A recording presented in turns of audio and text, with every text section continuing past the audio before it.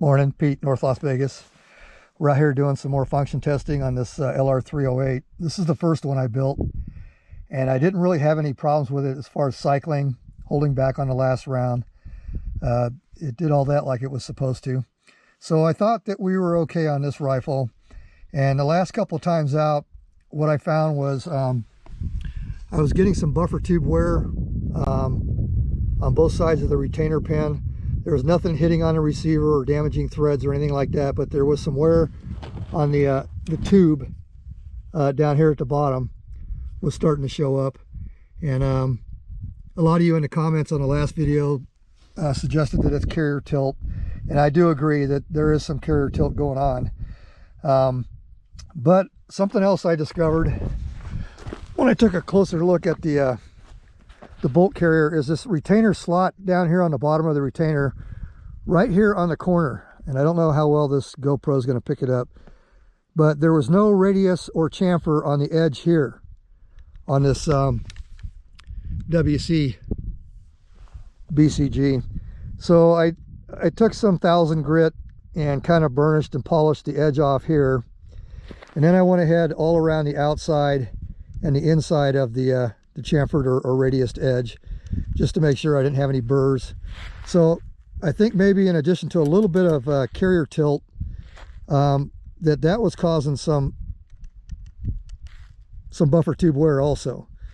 So hopefully, you know, putting a nice little radius and smoothing that out will help prevent any future buffer tube damage. The other thing I did was I installed this A5 buffer tube, inside dimension 7 3/4. My understanding is there may be another dimension out there, 7 5/8, depending on who you buy your A5 from, but this one is 7 3/4. And I have a heavy buffer carbine in here, 8.5 ounces. And I know some of you are going to say, well, that's kind of heavy, but this also uses a rifle length 308 spring. So I'm hoping between the heavier buffer and the spring also has more coils. It has 5 additional coils than the original Aero Precision setup I had in here. So that also is going to change the spring rate between active coils, the amount of buffering, blah, blah, blah. So anyway, I'm hoping that that this heavy buffers will also help reduce the buffer tube wear. And I'll pop this out real quick and I'll show you why I think it's also going to help with any carrier tilt. So the two things on the buffer itself that I think that maybe are going to help with the buffer tube getting chewed up is this area here on the head. It's probably twice as long as your usual factory type buffers. So I think this is going to give it more support inside the tube and prevent the buffer itself from tilting, in addition to any possible bolt carrier tilt. So I think this may help to keep the bolt from getting jacked up. Also, the buffer housing, this is over 3/4 of an inch and takes up a lot of the space on the spring in here.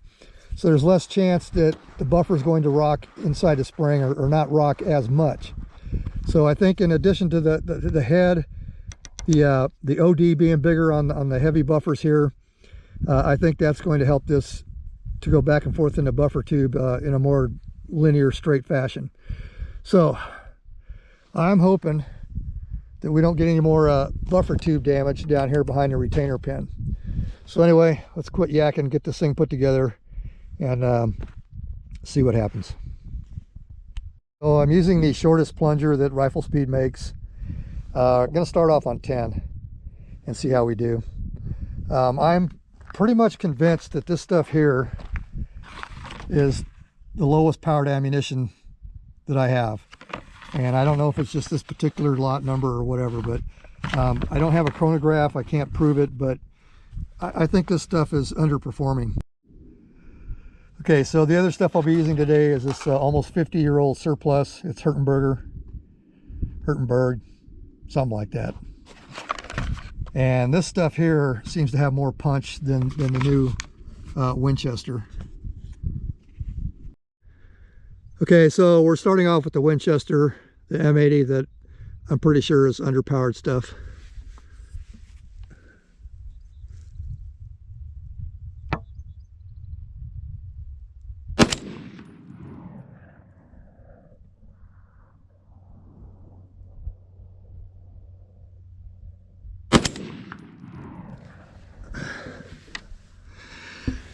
Okay, we did not hold back, so I'm going to put the gas up to 12. Okay, turn the gas up to 12. We're still shooting the Winchester stuff.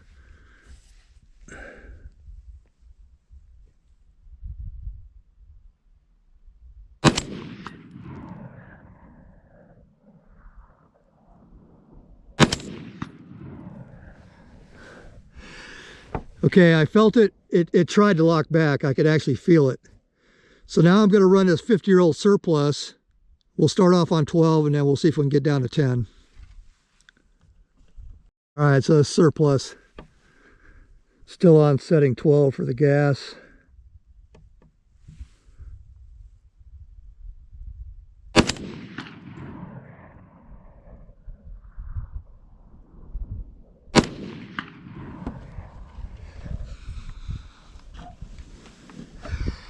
All right, full lock back, 50-year-old surplus. And this is why I'm saying I don't think that Winchester is good stuff. There's something going on with it. I'm going to try turning the gas down to 10 and see if we still get a lock back. If we get locked back on 10, turning the gas down, then I'm pretty sure it's that Winchester. Okay, surplus setting 10.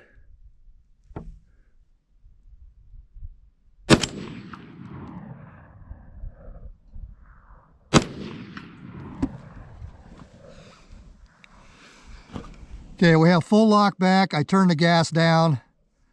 Let's see what happens on 8.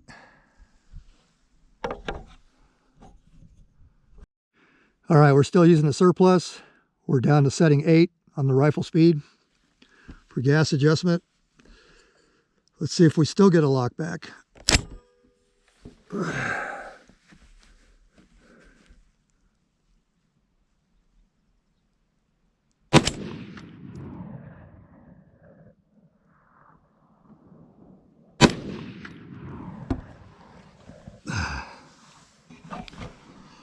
Full lock back, setting 8.